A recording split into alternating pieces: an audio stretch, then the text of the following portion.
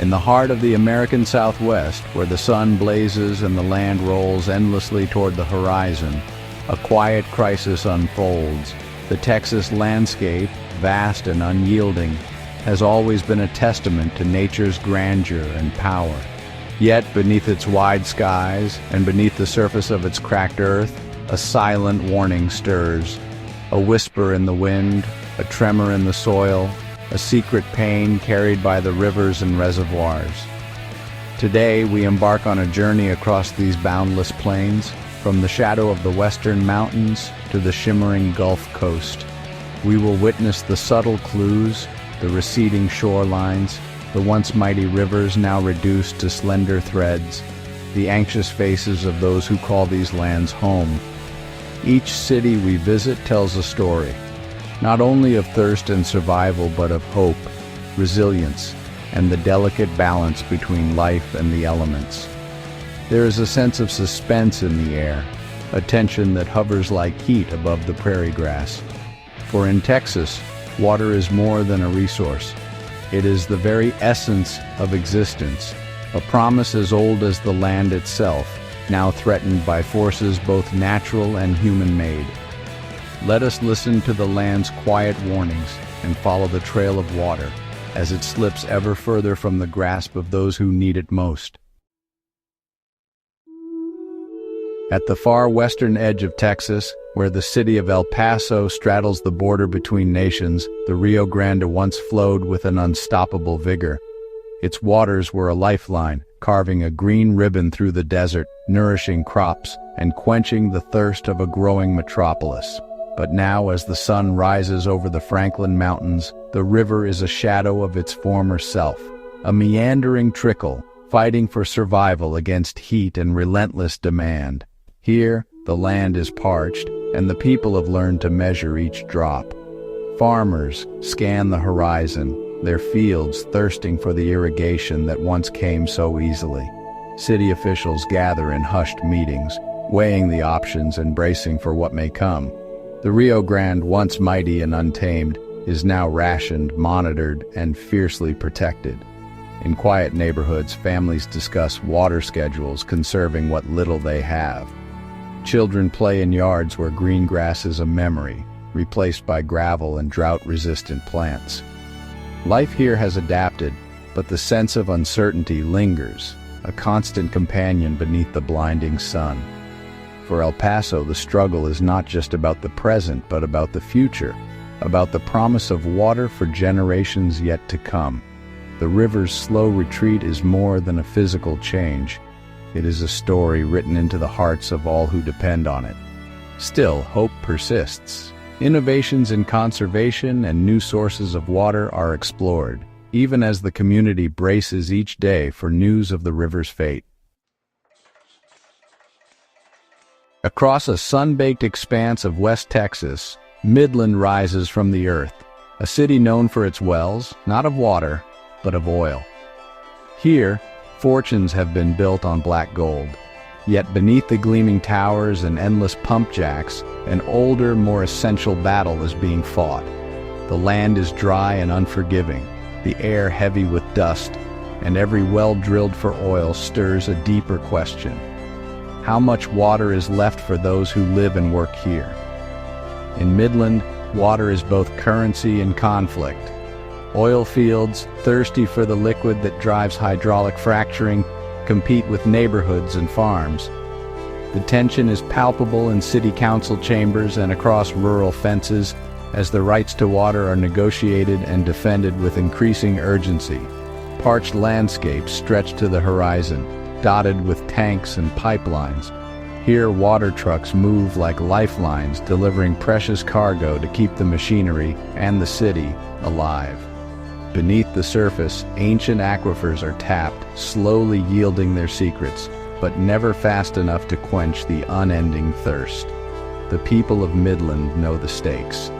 Every decision, every drop, is weighed against the reality of a finite resource. Families balance the needs of industry with the needs of home, sometimes forced to choose between livelihoods and lawns, crops and commerce. As the sun sets behind a haze of dust and exhaust, a sense of resilience emerges. The community is resourceful, innovating ways to reuse and recycle, to stretch each gallon further than before. In the high plains of the Texas Panhandle, Lubbock sits surrounded by fields of cotton and corn. The city's reservoirs, once brimming with promise, have begun to reveal their muddy banks, pulling back from the edges like a curtain on a fading stage. Water levels drop imperceptibly at first, but soon the signs are impossible to ignore. Cracked mud at the shoreline, boat docks left stranded, and a quiet anxiety that seeps into every conversation. For the people of Lubbock, water has always been a challenge. Rainfall is scarce, and the wind, ever restless, steals away what little moisture the land receives. The community relies on a network of lakes and underground reserves, but each passing season brings new uncertainty. Farmers whose livelihoods depend on irrigation watch the skies with hope and trepidation. City officials issue gentle reminders, shorter showers, fewer car washes, and a collective effort to use less. These measures, though small, are a testament to the sense of shared responsibility that binds this community together. In schools and churches, the topic is never far from mind. Children learn the importance of every drop, while adults recall stories of wetter days, stories that now seem like distant memories. The reservoirs, once gathering places for families and friends, stand quiet, their waters receding into the past. Yet in Lubbock, the spirit of adaptation prevails. Residents explore new ways to capture rain, to recycle gray water, and to support one another as they face a future defined by limits. Upon the rolling plains of Amarillo, the wind is a constant companion, a force that sculpts the land and whispers tales of endurance. Yet these winds, once cool and promising rain, now bring only dust and the faint hope of distant thunder. The promise of rain hovers on the horizon, a mirage that flickers and fades, leaving the land thirstier with each passing day. Amarillo's story is one of adaptation and anticipation. The city, built on the dreams of settlers who tamed the wild prairie, now faces a challenge unlike any before. Fields that once yielded bountiful harvests lie dry and cracked, their furrows etched with longing for the rain that seldom comes. The people here are resilient, shaped by a history of surviving hardship. They gather in prayer for moisture, scan the skies for gathering clouds, and share in the collective worry that unites rural and urban alike. Each drop of rain that falls is met with gratitude, each storm cloud greeted as a blessing. Yet, as the months pass without relief, anxiety grows. Wells run deeper, irrigation systems strain, and the city's lifeblood, its water, becomes more precious with every sunrise. Streets that once shimmered after a summer shower now bake under relentless sun, the air filled with the scent of parched earth. Still, hope is not lost. Community leaders rally for drought-resistant crops, and neighbors come together to support one another through the lean times. In the rugged heart of central Texas, San Angelo clings to the lifeblood of its lakes. Once vibrant and full, the waters of Twin Buttes and O.C. Fisher now draw back, revealing sun-bleached stones and the skeletons of old docks. The sight is both haunting and familiar, a reminder of the cycles of drought that have always shaped life here. San Angelo is a city accustomed to challenge. Residents remember the stories of past droughts, when lake beds turned to dust and hope flickered like a candle in the wind. Today, those memories are once again reality, as water levels fall and the city braces for what may come. Yet, there is a quiet courage in San Angelo. Community gardens bloom with drought-resistant plants, and neighbors share tips on conserving water. Local leaders work tirelessly to secure new sources, exploring everything from underground aquifers to innovative recycling methods. Children play near what remains of the lakes, their laughter mingling with the calls of distant birds. Fishermen cast lines into shallow waters, undeterred by the receding shoreline. Life adapts, finding beauty even in scarcity. Wichita Falls, a city built beside its namesake river, now faces the challenge of surviving on ingenuity alone. As the river shrinks and reservoirs dwindle, the community has turned to extraordinary measures, recycling every possible drop, transforming wastewater into a source of new life. Here, innovation is not a luxury, it is a necessity. Treatment plants hum with activity, purifying water to standards once thought unimaginable. The people of Wichita Falls have embraced this new reality, their daily routines shaped by the knowledge that every ounce counts. Signs around town remind residents to conserve, and workshops teach the art of reusing and repurposing. Lawns are replaced with native grasses, and businesses adapt to stricter regulations. The city's story is one of adaptation, a testament to the power of science and the will of a community united by common need. Yet beneath the optimism lies a current of anxiety. The fear of running dry, of turning on the tap only to find nothing, is never far from mind. Families stockpile bottled water, and city leaders scan forecasts with hope and trepidation. Despite these challenges, the people of Wichita Falls persist. In Abilene, the sound of rainfall is a memory cherished and longed for.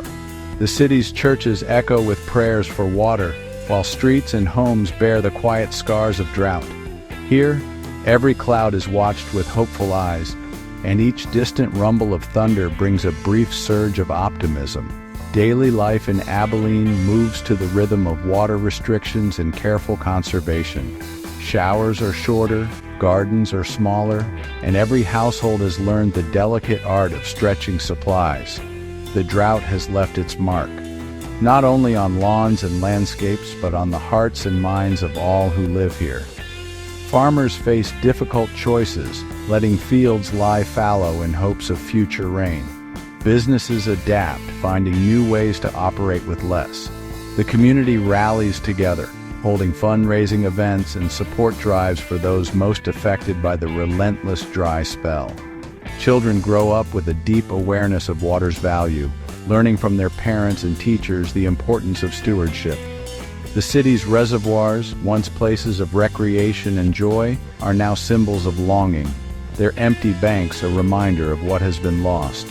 Yet through it all, the people of Abilene do not lose faith. Their prayers rise with the morning sun, each day bringing another chance for renewal. In the face of adversity, they remain united, drawing strength from one another as they wait for the skies to open once more. In the flatlands of Odessa, the sun reigns supreme. Its relentless glare beats down on the city and surrounding oil fields, turning the landscape to a canvas of gold and ochre. Here, the struggle for water is constant, a race against evaporation, demand, and time itself. City engineers work tirelessly, monitoring reservoirs and pipelines, searching for leaks and maximizing efficiency. Every drop lost is a blow in the fight for survival. The heat is unyielding, and the need for water, both for the city and its industries, grows with every passing day. Residents adapt in small ways, shading windows, collecting rainwater, and altering routines to use less. Businesses invest in new technologies, seeking to recycle and conserve, to stretch limited supplies further than ever before. The sense of urgency is palpable, a city-wide effort to outpace a sun that shows no mercy. The landscape bears witness to this struggle, fields left uncultivated, lawns withering under the relentless heat, and water towers standing as silent sentinels against the sky. Each day is a test of endurance, each night a brief respite before the cycle begins anew. Despite the challenges, Odessa's spirit remains unbroken. The community comes together in times of need, forging bonds that grow stronger with each shared hardship. In the face of adversity, they refuse to yield, determined to find solutions before time runs out. In Corpus Christi, where the land meets the restless Gulf, water is both abundance and scarcity. The city's industries, from petrochemicals to shipping, depend on vast quantities of water to thrive. Yet, as rivers run low and reservoirs shrink, the balance between survival and prosperity grows ever more precarious.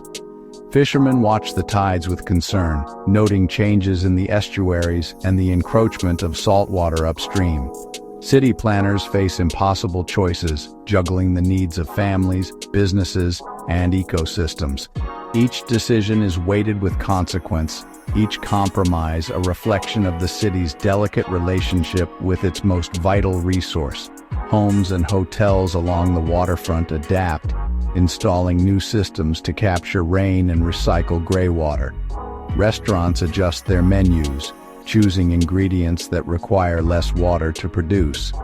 The city's iconic beaches, once crowded with visitors, now stand quiet at times, their sand stretching further as the water retreats. Yet even as the crisis deepens, Corpus Christi's resolve is unbroken. Community groups come together to advocate for conservation, and local scientists work tirelessly to develop new solutions. The struggle to balance industry and survival is ongoing, a testament to the ingenuity and resilience that define this city by the sea. Here, the shrinking Gulf is not just a warning, it is a call to action. For the people of Corpus Christi, the battle for water is a fight for their future, and they are determined to prevail. At the southernmost tip of Texas, Brownsville lies at the threshold of the Rio Grande Delta, where the river's journey ends and the sea begins. Here, the encroaching drought is felt in every corner, in the fields, in the neighborhoods, and in the hearts of its people. The land, once lush with the promise of water, now bears the scars of scarcity. Brownsville's farmers watch their crops with worry, their livelihoods threatened by the uncertain flow of the river. Families gather around kitchen tables discussing ways to conserve, to adapt, and to endure. The city's leaders work tirelessly, forging partnerships and seeking new sources, striving to safeguard their community against the advancing drought. Yet, amidst the hardship, a remarkable resilience shines through. Neighbors help neighbors, sharing resources and supporting those most in need. Schools teach the next generation the value of water and the importance of conservation, fostering a culture of stewardship and care. The city's parks and plazas, though parched, remain centers of community life, a testament to the spirit that unites Brownsville's people. Festivals and gatherings continue, celebrating the strength and diversity of a city determined to weather any storm. In Brownsville, hope is as enduring as the river itself. The drought may shape the land, but it cannot erode the will of its people. Their resilience, forged in adversity, stands as a beacon for all who face the challenges of a changing world. As our journey across Texas draws to a close, the echoes of these stories linger, a tapestry woven from the threads of hope, hardship, and resilience. The land, vast and beautiful, stands as both a witness and a participant in this unfolding crisis. Each city, each river, each drop